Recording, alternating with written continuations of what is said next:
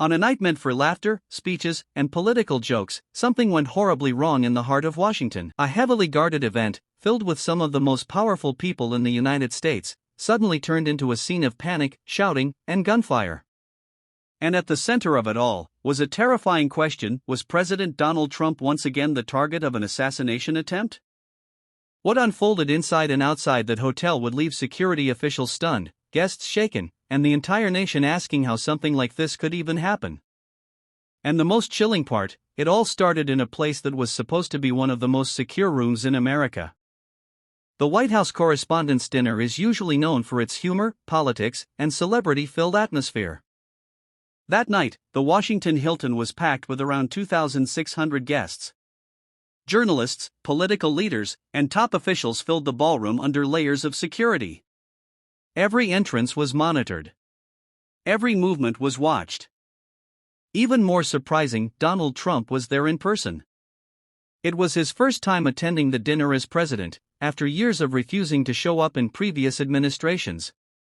The mood was already tense in political circles, but inside the venue, everything seemed under control. At least, on the surface. Because just outside that ballroom, something was about to go very wrong.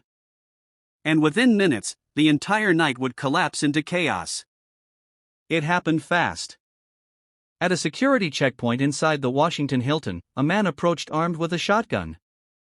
Before anyone could fully react, shots were fired at a Secret Service agent stationed there. For a split second, everything froze. Then chaos exploded.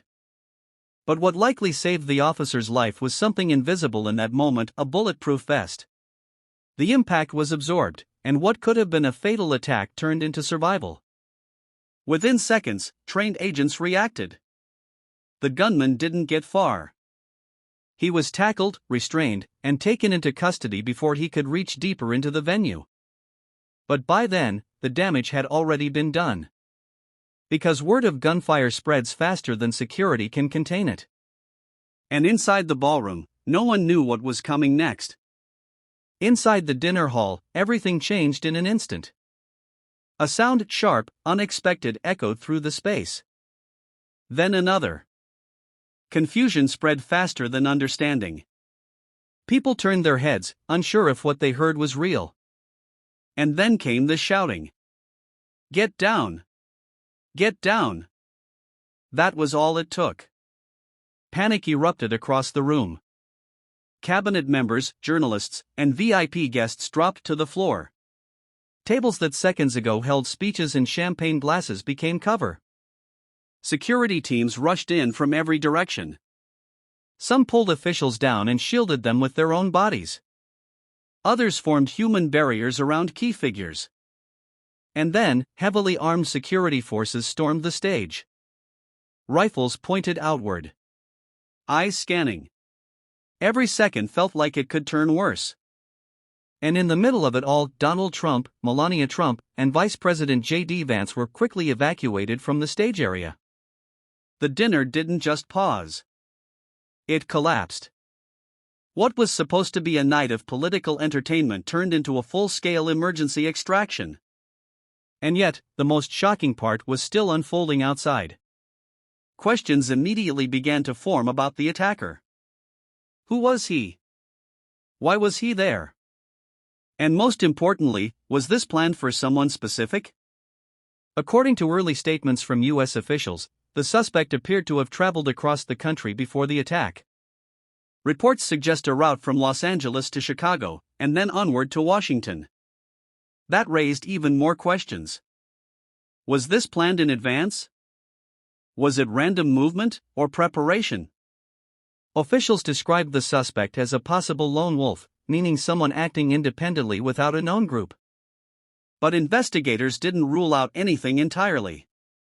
There were even early mentions of possible foreign connections being explored, but nothing confirmed. Officials were careful not to jump to conclusions. Still, one detail stood out. Authorities believe the attacker may have been targeting individuals connected to the U.S. administration, and possibly even the president himself. But whether that was truly the intent remains part of the ongoing investigation. And what makes this even more unsettling is what happened next. After being evacuated, Trump later addressed reporters in a late-night briefing at the White House. Surrounded by top officials, he described what had happened from his perspective. He said he believed he was a target. He also confirmed that the Secret Service agent who was struck was protected by his vest and was now in stable condition. But the calm tone of the briefing didn't erase the tension in the room. Because this wasn't the first time. Trump has faced previous life-threatening incidents since 2024, including a widely reported shooting attempt in Pennsylvania where he was injured but survived. And another incident in Florida, where an armed individual was discovered near a golf course while he was present. Each event added another layer to a growing concern: why is political violence becoming more frequent at the highest levels of American leadership? But there's another detail that made this night even more unsettling. The same hotel where the dinner took place has a dark place in American history. In 1981, it was near the site where President Ronald Reagan was shot and seriously wounded outside a nearby building. That historical echo was not lost on observers. A place once tied to one assassination attempt, now again the scene of gunfire involving a president. For many, it felt like history repeating itself in a disturbing way. And it raised a bigger question. Is security actually keeping up with the level of threat today? As investigations continue, federal charges have already been prepared against the suspect. These include assault on a federal officer, discharging a firearm, and attempted killing of a federal officer. But even with charges filed, the biggest mysteries remain unsolved. How did the suspect manage to get through multiple checkpoints? Was there a security lapse, or was the threat simply too fast to contain?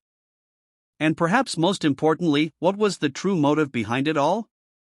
For now, authorities are still digging for answers. And the public is left with uncertainty.